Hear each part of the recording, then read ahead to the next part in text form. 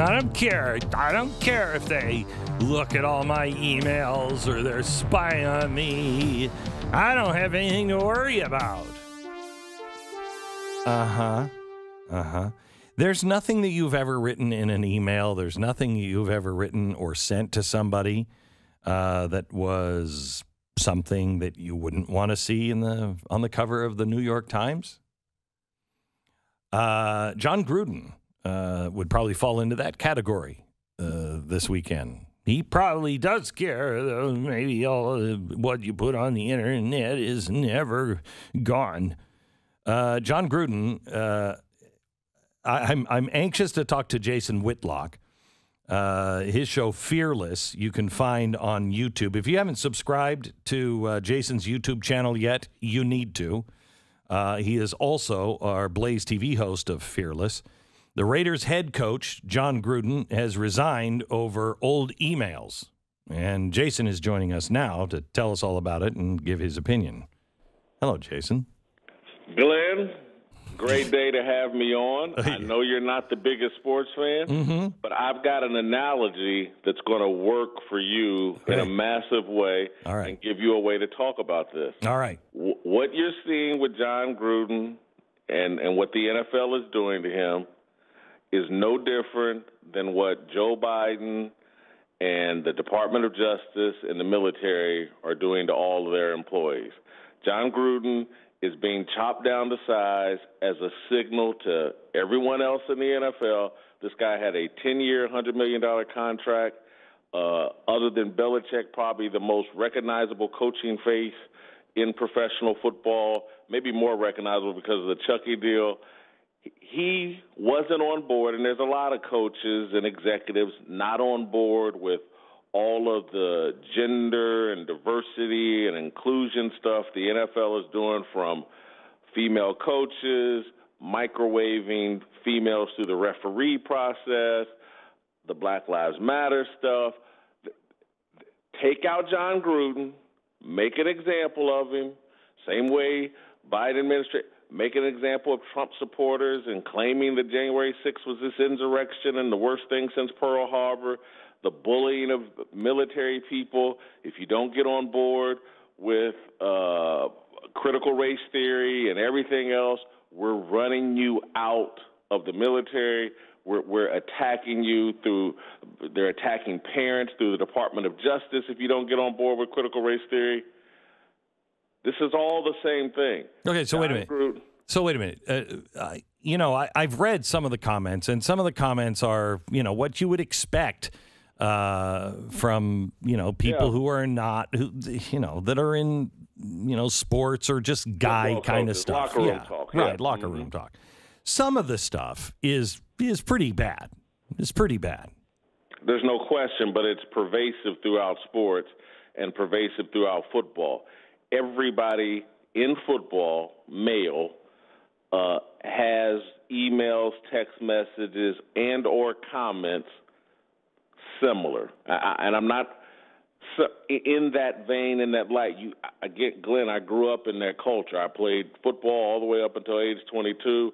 When I was done with college football, a lot of friends in the NFL, a lot of friends in professional sports. Everybody's vulnerable to the attack that John Gruden just went through. If people get to go through your private emails and surf for inappropriate comments, there's a good chance there's something there. If it's not in your emails, maybe it's in your text messages, maybe it's in a comment you said to someone 10 years ago. Everybody's vulnerable to this. And so you take out Gruden, and that's what they've done here. It's all a part of the NFL, and professional sports have been taken over by the left. The NFL is the most powerful force in popular culture. It's the number one TV show on 5 different television networks. Its Super Bowl platform is the biggest platform in American culture. More than 100 million people watch the Super Bowl. Taking over sports, taking over the NFL is crucial to the goals of the left and what they're trying to do. The NFL, correct me if I'm wrong, has been the least problematic. They've been the ones that I mean, the NBA is gone. The NFL doesn't seem to have it started out bad, but then it kind of pulled itself back, didn't it? No. No? They're still doing the Black Lives Matter sloganing and on the field, on the back of helmets. NFL's the worst one. I think NBA is still the worst one, Jason. I don't know how you feel about that. NBA is probably the worst. Then maybe the NFL, then Major League Baseball. I don't know. NBA is unwatchable. It's just a Democratic Party conference. Yeah, I guess that's what they want the NFL to be. Yeah. And that's what they're doing. Here's what it kills me is, and I don't know this guy. Stu says he was with the Eagles, maybe. Emmanuel Acho, is that how you say his name? Yeah. Mm-hmm. John Gruden's mails are further and final proof for the necessity of minority voices in positions of power. So in other words, it's just a white people problem? Is that what he's saying? Immorality, according to Emmanuel Acho, is just a white person problem, and that black skin cures immorality. What about all the LGBT deal that cures immorality? Everybody knows that if you're LGBT, that cures immorality. Well, wait. How about all of the trans? That cures immorality. I mean, what about all the football players that have raped girls, harassed girls, killed people, killed dogs? Glenn, I mean, come on, Glenn. You know that's white supremacy. Without white supremacy, that would have never happened.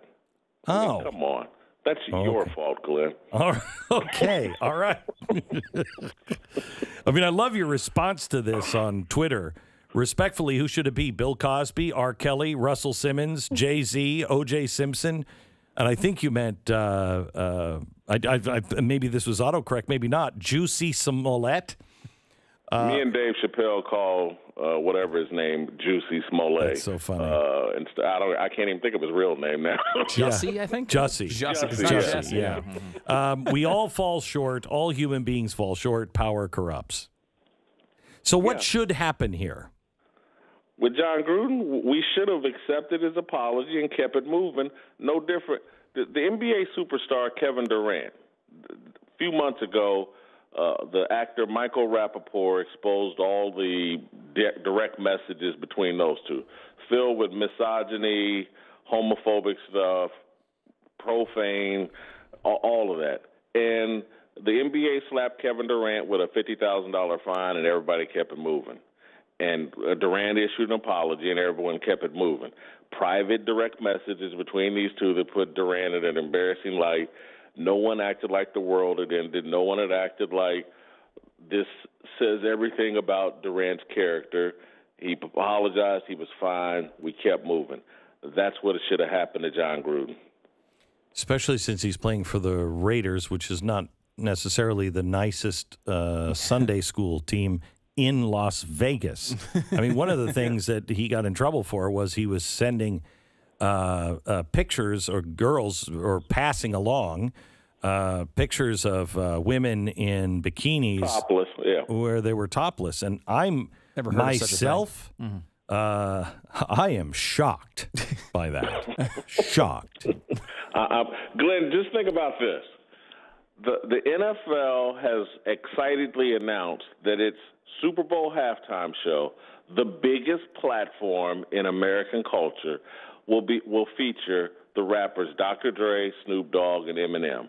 Oh. Anybody go listen to their music, it makes John Gruden's email seem like a Sunday school lesson.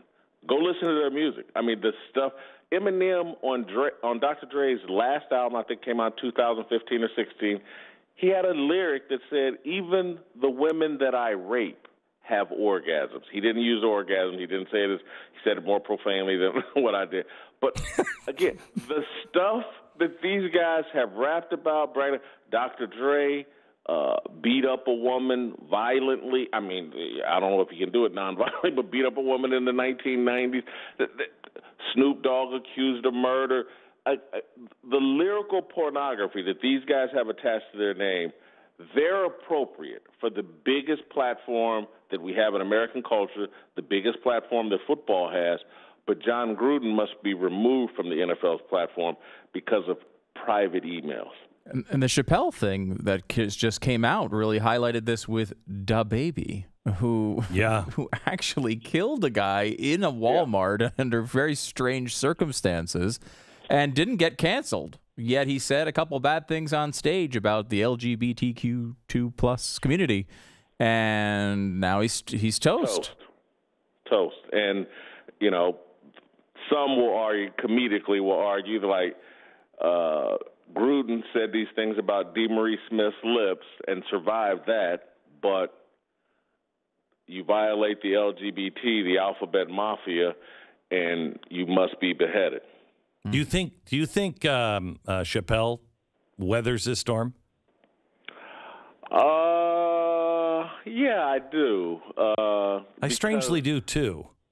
Well, if you move to a point where you don't care, you can't be canceled.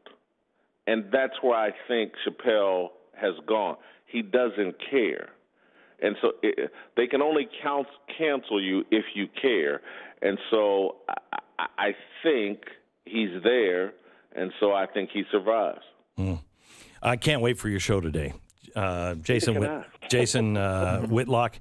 You can watch him on Fearless, on Blaze TV. You can also subscribe to his YouTube channel, Fearless with Jason Whitlock. Make sure that you subscribe to his YouTube channel and rate and review.